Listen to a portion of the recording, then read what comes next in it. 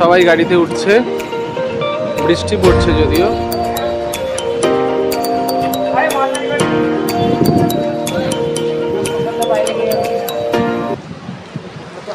রিজু, এবার আমরা কোথায় যাচ্ছি? তো আমরা এখন যাচ্ছি হচ্ছে প্রান্তিকে যাচ্ছি, বেসিক্যালি শান্তিনিকেতন থেকে সোনাঝুরি যাবো। তো এটা আমাদের গাড়ি, চলুন উঠে পড়া যায়।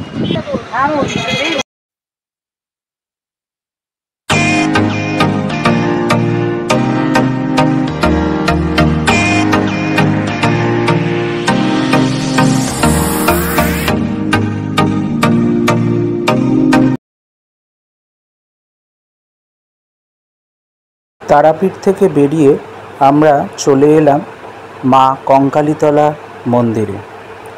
51 পীঠের মধ্যে শেষ পীঠ এটি। চৈত্র সংক্রান্তিতে এখানে প্রতি বছর মেলা হয়। শান্তিনিকেতন থেকে এই সতীপীঠের দূরত্ব 9 কিলোমিটার। বাংলার অন্যতম সতীপীঠ, যেখানে আজও অলৌকিক ঘটনাকে স্বাভাবিক বলেই ধরা হয়। কেউ বলেন কয়েকশো বছর আগে এক সাধু স্বপ্নাদেশ পেয়ে এই পীঠের অস্তিত্ব অনুধাবন করেছিলেন। তারপর অন্য এক সাধক দেবীর স্বপ্নাদেশ পেয়ে নাকি এই পীঠে পুজো শুরু করেছিলেন। যদিও ইতিহাসবিদ রাখাল দাস বন্দ্যোপাধ্যায়ের বাংলার ইতিহাস বইতে দাবি করা হয়েছে গৌড়বঙ্গের পাল বংশের রাজা প্রথম মহিপালের রাজত্বে কাঞ্চিরাজ রাজেন্দ্র চোল বীরভূমের এই জায়গা দখল নিয়েছিলেন। শিবভক্ত কাঞ্চিরাজই কোপাই নদীর ধারে প্রতিষ্ঠা করেছিলেন শিব মন্দির, যে কারণে এখানকার শিবলিঙ্গ কাঞ্চীশ্বর শিবলিঙ্গ নামে পরিচিত।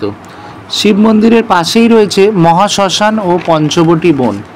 কিছুদিন আগেও এখানে খোলা বেদিতেই দেবীর পুজো হতো। এখন মন্দির তৈরি হলেও দেবীর কোনো মূর্তি নেই। রয়েছে শ্মশানকালীর বড় বাঁধানো ছবি, যাকে দেবী রূপে পুজো করা হয়। এই সতীপীঠের দেবীকে কেউ বলেন দেবগর্ভা, কেউ বলেন রত্না গর্ভী, আর ভৈরবকে বলেন রুরু।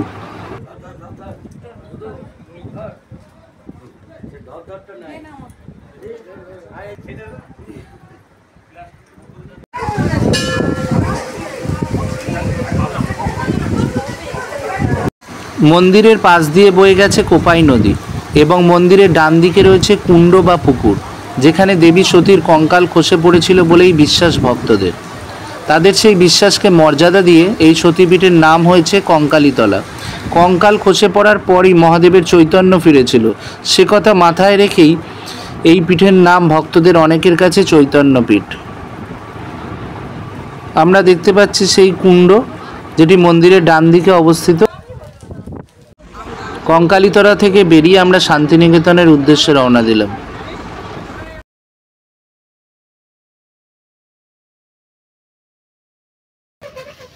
অবশেষে চলে এলাম প্রান্তিকে। এখানে ভিআইপি রেসিডেন্সিতে আমাদের আগে থেকে রুম বুকিং করা।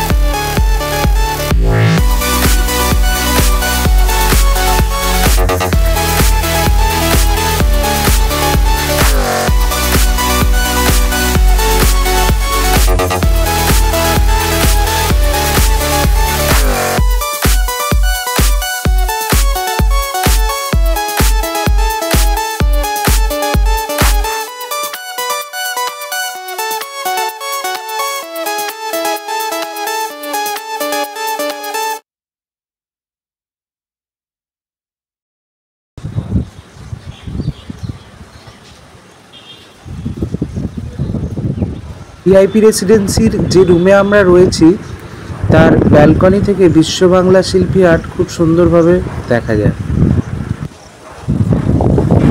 গ্রামীণ হস্তশিল্পের প্রসারের জন্য শান্তিনিকেতনের প্রান্তিকে গড়ে উঠেছে বিশ্ব বাংলা শিল্পী হাট। স্থানীয় শিল্পীরা তো বটেই, দূর দূরান্ত থেকে বহু শিল্পীরা এখানে তাদের জিনিসপত্র নিয়ে আসে বেচা কেনার জন্য।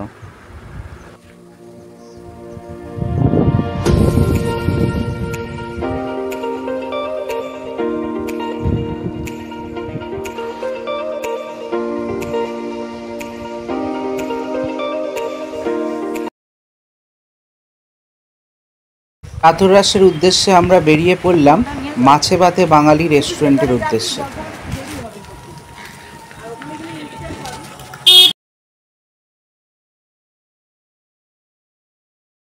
আমরা এসে গেছি এখন মাছে ভাতে বাঙালিতে।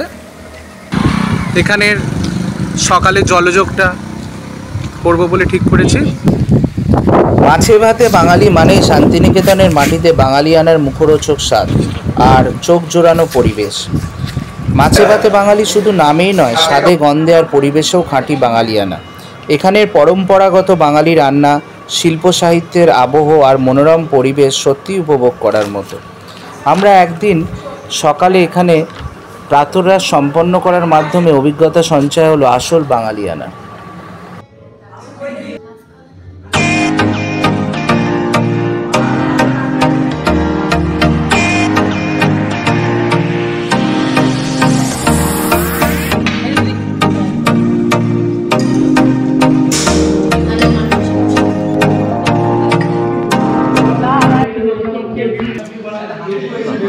ব্রেকফাস্ট শেষে ভিআইপি রেসিডেন্সিতে ফেরার পালা।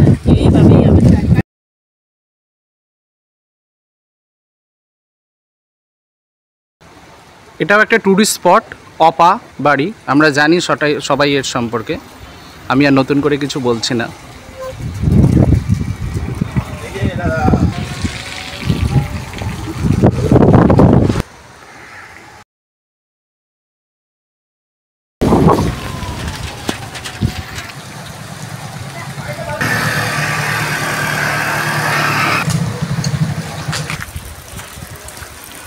বল্লভপুর বন্যপ্রাণী অভয়ারণ্য, যেটি ডিয়ার পার্ক হিসেবে বর্তমানে জনপ্রিয়, এটি 1977 সালে প্রতিষ্ঠিত হয়েছিল। প্রায় 200 হেক্টর এলাকা নিয়ে বল্লভপুর বন্যপ্রাণী অভয়ারণ্য বিশ্বভারতী বিশ্ববিদ্যালয় এলাকা থেকে মাত্র 1 কিলোমিটার দূরে। ধীরে ধীরে ডিয়ার পার্কের ভেতরে প্রবেশ করছি।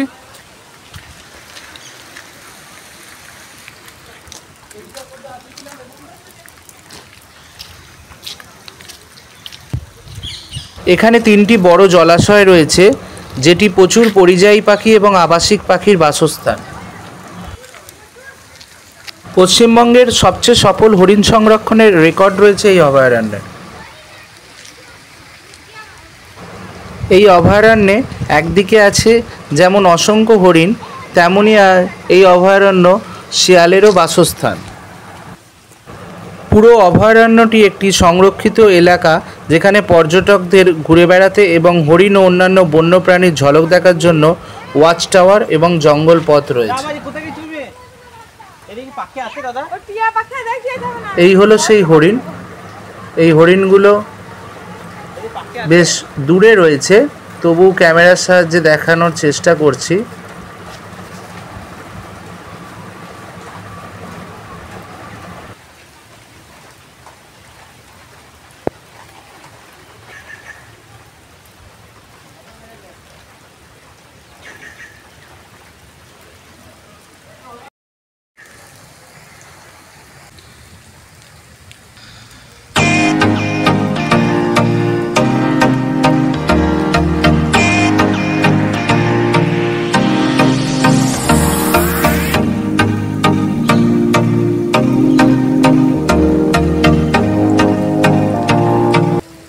ডিয়ার পার্ক থেকে বেরোবার সময় চোখে পড়ল একটি সজারুর খাঁচা। ডিয়ার পার্ক থেকে ধীরে ধীরে বেরিয়ে যাচ্ছি।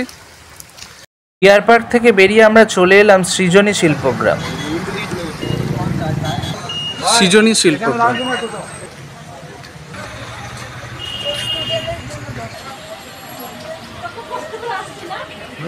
কত করে টিকিট? 30 টাকা।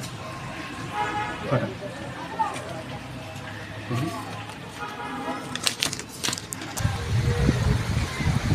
প্রকৃতি ভবনের বিপরীতে অবস্থিত প্রায় ২৬ বিঘা জমির ওপরে নির্মিত বাংলার শিল্প ও সংস্কৃতির কেন্দ্র সৃজনী শিল্পগ্রাম।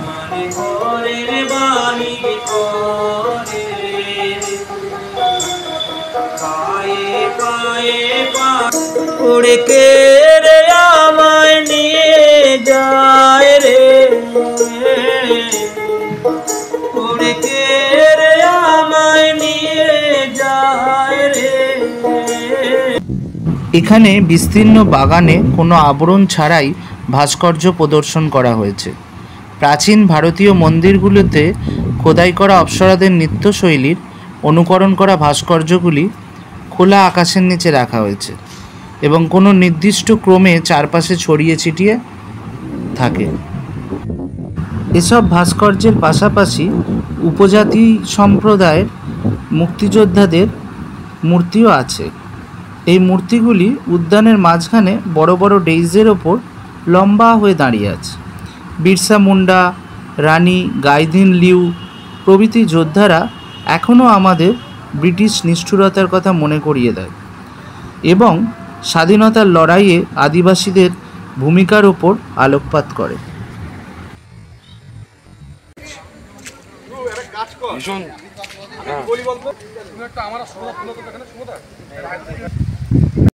আমরা আছি এখন সৃজনী শিল্পগ্রামে। প্রচণ্ড বৃষ্টি পড়ছে, যার ফলে অসুবিধা হচ্ছে, বাট দেখার ইচ্ছা, আপনাদেরও দেখানোর ইচ্ছা, সেই জন্য ভিডিও তুলছি। তবে সৃজনী শিল্পগ্রাম সত্যিই সুন্দর, অসাধারণ, অনবদ্য।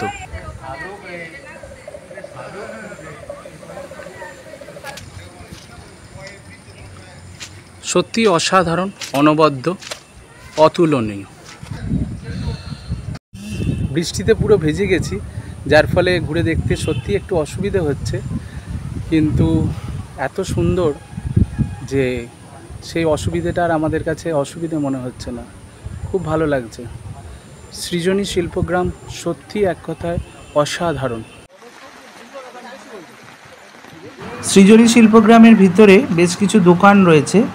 সেখানে মেয়েদের হার দুল যেমন রয়েছে, তেমনই রয়েছে মেয়েদের ভ্যানিটি ব্যাগ, ছেলেদের টি শার্ট, মেয়েদের চুড়িদার, ছেলেদের পাঞ্জাবি ইত্যাদি নানা পসরা সাজিয়ে বিক্রেতারা বসে আছে বিক্রির জন্য।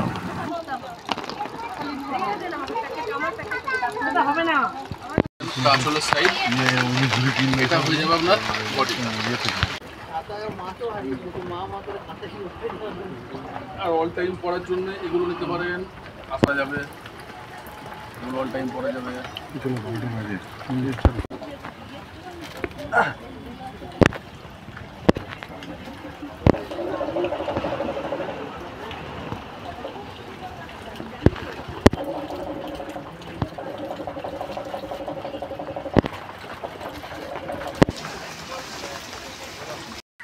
সকাল 9:30 থেকে বিকেল 5টা পর্যন্ত এই সৃজনী শিল্পগ্রাম খোলা থাকে। এখানে প্রাপ্তবয়স্কদের প্রবেশ মূল্য জনপ্রতি 30 টাকা এবং শিক্ষার্থীদের প্রবেশ মূল্য জনপ্রতি 10 টাকা। এর ভেতরের নকশা অতিথিদেরকে বাংলার একটি অতীত যুগে নিয়ে যায়। এই শিল্পগ্রামটি শিল্প ও সংস্কৃতি প্রদর্শনের জন্য নির্মিত 11টি শিল্পগ্রামের মধ্যে একটি, এবং এই শিল্পগ্রামে শুধু বাংলা শিল্পই নয়, উড়িষ্যা, বিহার এবং উত্তর পূর্ব রাজ্যগুলির শিল্পও রয়েছে।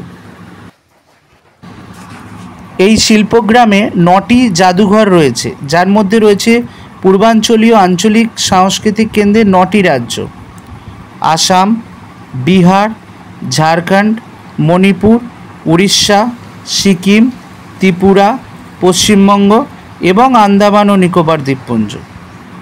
এই রাজ্যগুলির শিল্পকর্মগুলি আলাদা আলাদা কুঁড়ে ঘরে প্রদর্শিত হয়। এই কুঁড়ে ঘরের মধ্যে প্রবেশ করার সঙ্গে সঙ্গে একজন দর্শককে সেই রাজ্যে এবং সেই রাজ্যের সাংস্কৃতিক কেন্দ্রগুলিতে নিয়ে যায়।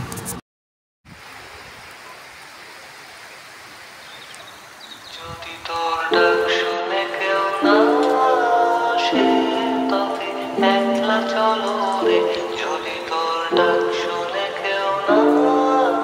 আসে তবে একলা চলো রে, তবে একলা চলো, একলা চলো, একলা চলো, একলা চলো রে, তবে একলা চলো, একলা চলো, একলা চলো, একলা চলো রে।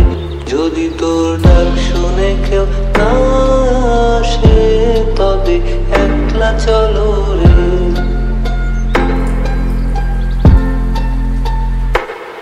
যদি কেউ কথা না কয় ওরে ওরে আগা, কেউ কথা না কয়, যদি সবাই থাকে মুখ ফিরায়, সবাই করে ভয়, তবে পরাণ খুলে তুই মুখ ফুটে তোর মনের কথা একলা বলো রে।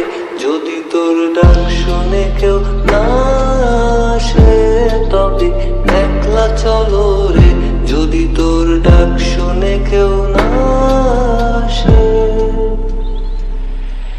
যদি সবাই ফিরে যায় ওরে ওরে ভাগা, সবাই ফিরে যায়, যদি কোন পথে যাবার কালে কেউ ফিরে না চায়, যদি কোন পথে যাবার কালে কেউ ফিরে না চায়, তবে পথের কাটা তুই রক্ত মাখা চরণ তলে একলা তলো রে।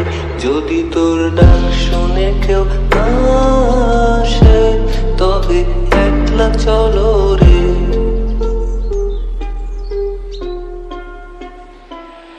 যদি আলো না ধরে ওরে ওরে ভাগা, আলো না ধরে, যদি ঝড় বাদলে আধা রাতে দুয়ার দেয় ঘরে, যদি ঝড় বাদলে আধা রাতে দুয়ার দেয় ঘরে, তবে বজ্রা নলে আপন বুকের পাঁজর জ্বালিয়ে নিয়ে একলা চলো রে।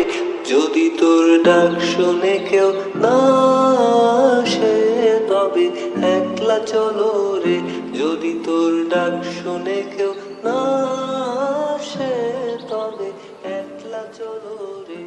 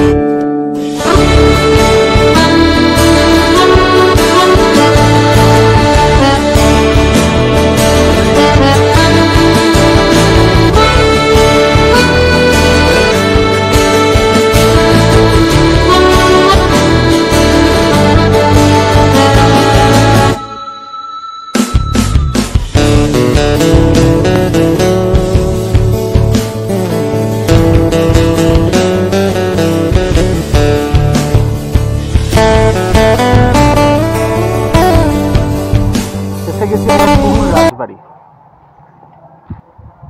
বোলপুর শান্তিনিকেতন থেকে প্রায় 5 কিলোমিটার দূরে অবস্থিত 300 বছরের পুরনো সুরুল সরকার বাড়ি, যা সুরুল রাজবাড়ি নামে পরিচিত। সুরুল রাজবাড়ির দুর্গাপুজো কয়েকশো বছরের পুরনো।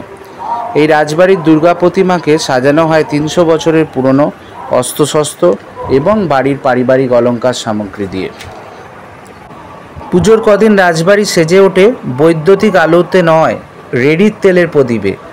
এখনও এখানে রেড়ির তেলের প্রদীপ জ্বালানো হয়। ঠাকুরের নাট মন্দির সাজানো হয় বেলজিয়াম থেকে নিয়ে আসা ঝাড়বাতিতে।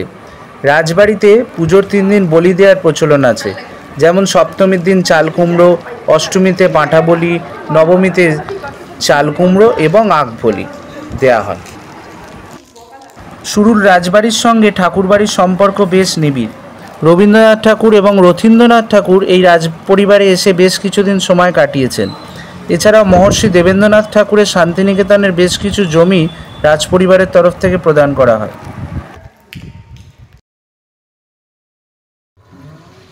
সুরুল রাজবাড়ি থেকে আমরা চলে এলাম আমার কুটিরে।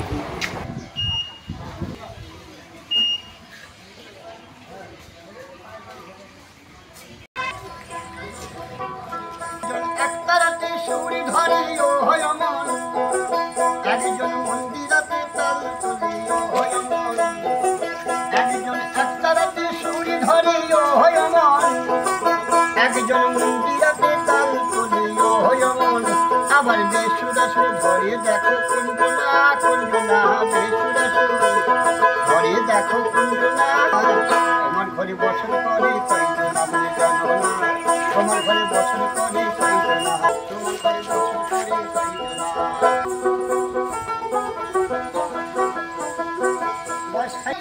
শান্তিনিকেতন থেকে 15 কিলোমিটার দূরে কোপাই নদীর তীরে অবস্থিত শিল্পকলার অগ্রগতির জন্য এক সমবায় সমিতি হলো আমার কুটির।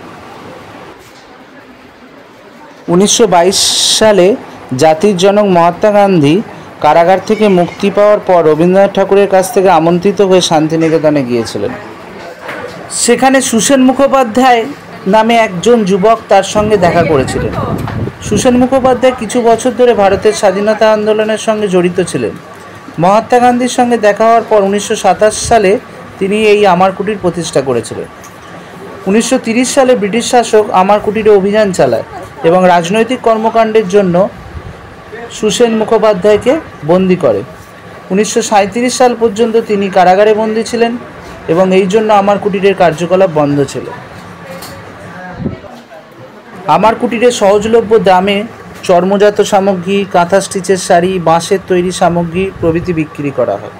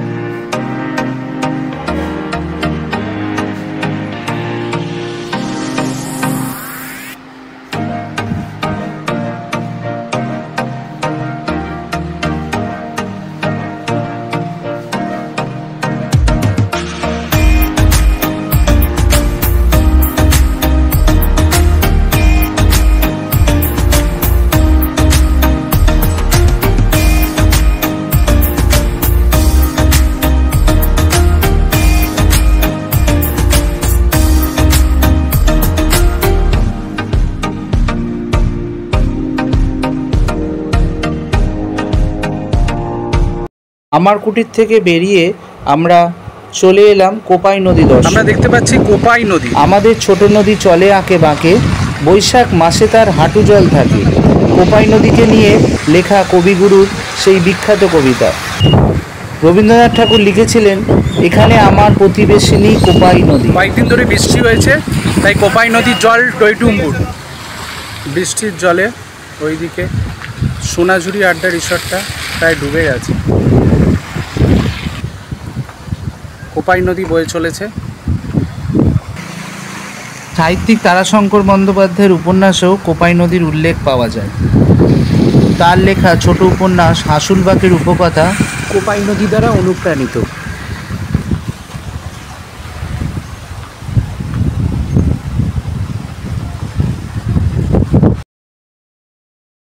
কোপাই নদী থেকে আমরা চলে এলাম শান্তিনিকেতন বুদ্ধ বিহারে।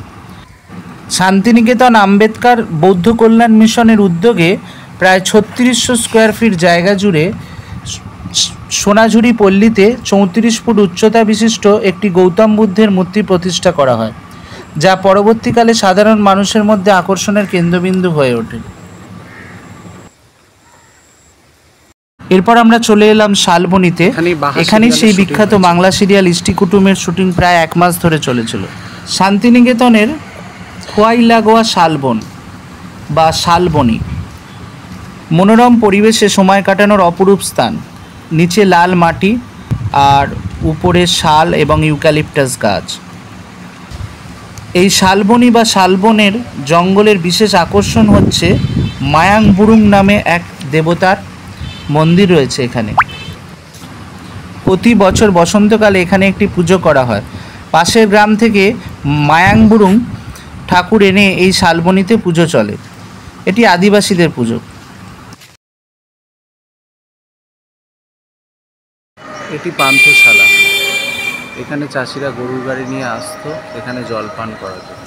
এখানে সেই কুয়া আছে।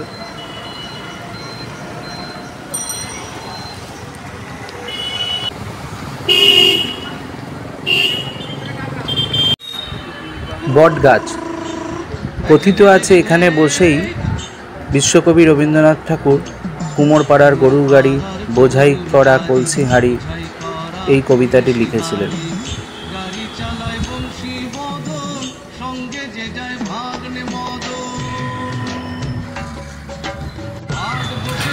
রবীন্দ্রনাথ ঠাকুরের প্রতিষ্ঠিত এই বিদ্যালয় নাম আনন্দ পাঠশালা।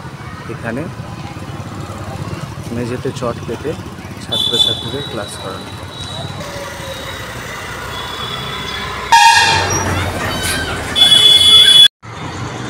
এটি আনন্দ পাঠশালা। এখানে রবীন্দ্রনাথ ঠাকুর তার স্ত্রী ক্লাস করাতেন বলে শোনা যায়। এখানে মর্নিং স্কুল হয় সারা বছর। মেঝেতে চট বিছিয়ে এখানে ক্লাস হয়। এর নাম আনন্দ পাঠশালা। তালধ্বজ। এই বাড়ি প্রার্থনা গৃহের পাশে অবস্থিত। একটি তালগাছকে কেন্দ্র করে গোলাকৃতি খড়ের ছাউনিযুক্ত মাটির বাড়ি। পূর্বে রবীন্দ্রনাথের সময়কার একজন অধ্যাপক শ্রদ্ধেয় তেজেশচন্দ্র সেন মহাশয় এখানে বসবাস করতেন। রবীন্দ্রনাথ তার উদ্দেশ্যে বনবাণী কাব্যগ্রন্থে কুটিরবাসী নামে একটি দীর্ঘ কবিতা রচনা করেন। পুরাতন মেলার মাঠ। রবীন্দ্রনাথ জীবিত থাকাকালীন এখানে 7ই পৌষ প্রতি বছর পৌষমালা বসত।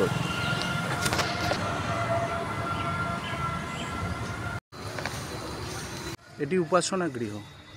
এখানে কোনো মূর্তি পূজা হয় না, কেবলমাত্র বিশ্ব মানব প্রেমের প্রার্থনা অনুষ্ঠিত হয়। প্রতি বুধবার সকালে উপাসনা হয়। এছাড়া কোনো শোকসভার জন্য প্রার্থনা অনুষ্ঠিত হয়।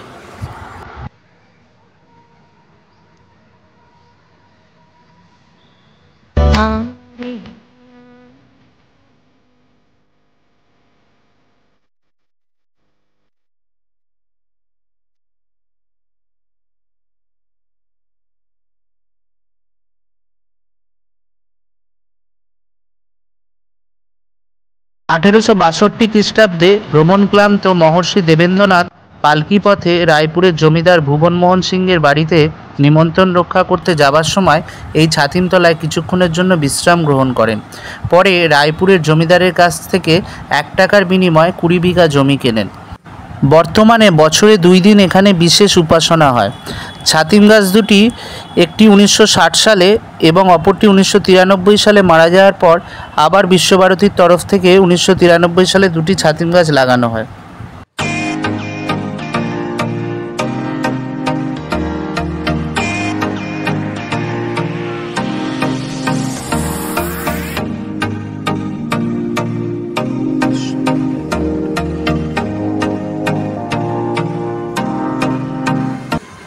এটি এস্কিমোদের বরফের ঘরের অনুরূপ তৈরি। এটি নির্মাণ করেছেন কলা ভবনের ছাত্রছাত্রীরা।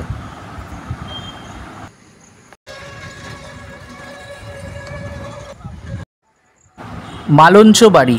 এই বাড়িটিতে থাকতেন গুরুদেব রবীন্দ্রনাথের ছোট কন্যা মীরা দেবী। রবীন্দ্রনাথ এই বাড়িতে বসেই মালঞ্চ উপন্যাস লিখেছিলেন। বর্তমানে এটিকে কিঙ্কর উদ্যান করা হয়েছে।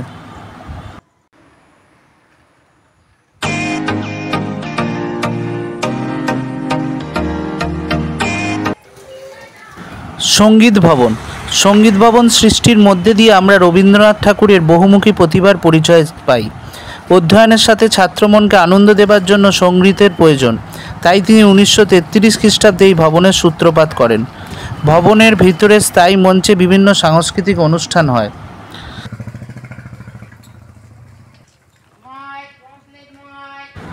এটি শ্রীপল্লী ছাত্রাবাস।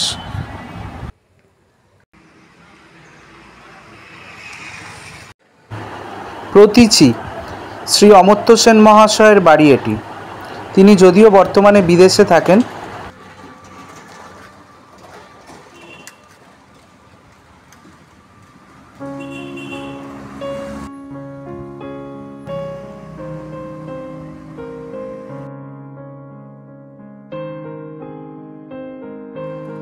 রবীন্দ্র মিউজিয়াম বা রবীন্দ্র ভবন। ভারতের প্রাক্তন প্রধানমন্ত্রী এবং বিশ্বভারতীর তৎকালীন আচার্য পণ্ডিত জওহরলাল নেহরু কবির জন্ম শতবর্ষে ইংরাজি 1961 খ্রিস্টাব্দে এটির উদ্বোধন করেন।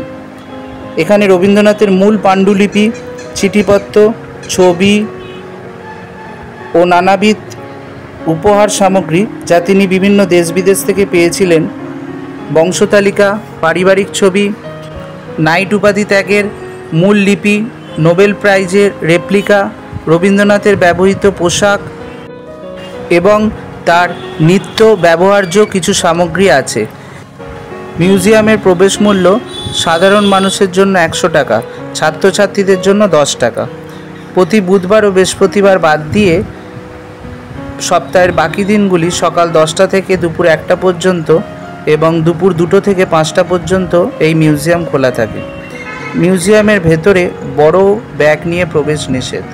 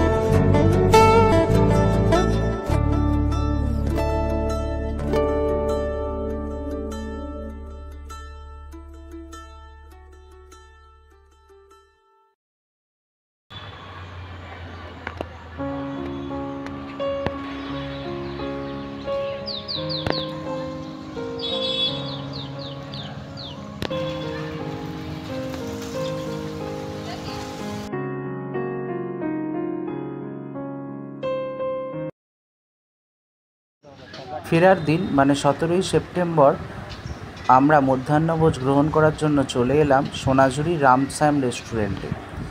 এই রামশ্যাম রেস্টুরেন্টের ভেতরের পরিবেশ এত সুন্দর এবং এই রেস্টুরেন্টের খাবার অত্যন্ত উৎকৃষ্ট মানের। রামশ্যাম রেস্টুরেন্টের ভেতরের কারুকার্য সত্যিই প্রশংসনীয়। এই রেস্টুরেন্টের আরেকটি বিশেষত্ব হলো এখানে প্রত্যেককে কাঁসার বাসনপত্রে খাদ্য পরিবেশন করা হয়।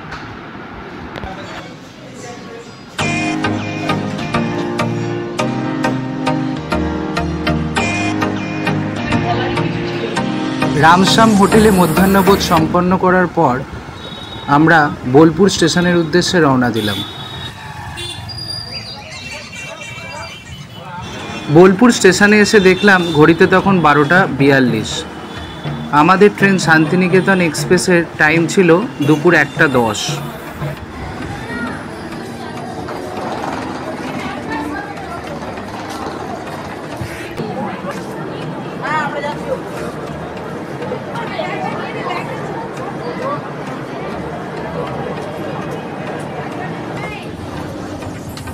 ট্রেনে উঠে আমরা যে যার সিট খুঁজে নিলাম।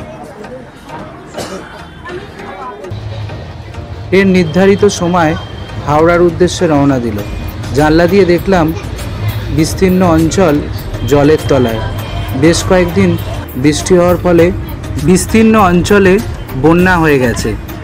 বহু বাড়ি গাছপালা বন্যায় ডুবে আছে। এদিকে আমার মা, সেজো মাসি এবং সেজো মাসির মেয়ে সিট পেয়েছে, অন্যদিকে আমার মাসতুতো দিদি, ভাগ্নি এবং ভাগনা সিট পেয়েছে। নির্ধারিত সময় হাওড়া স্টেশনে এসে পৌঁছলাম। হাওড়া স্টেশন থেকে গাড়ি ধরে বাড়ি ফেরার উদ্দেশ্যে রওনা দিলাম।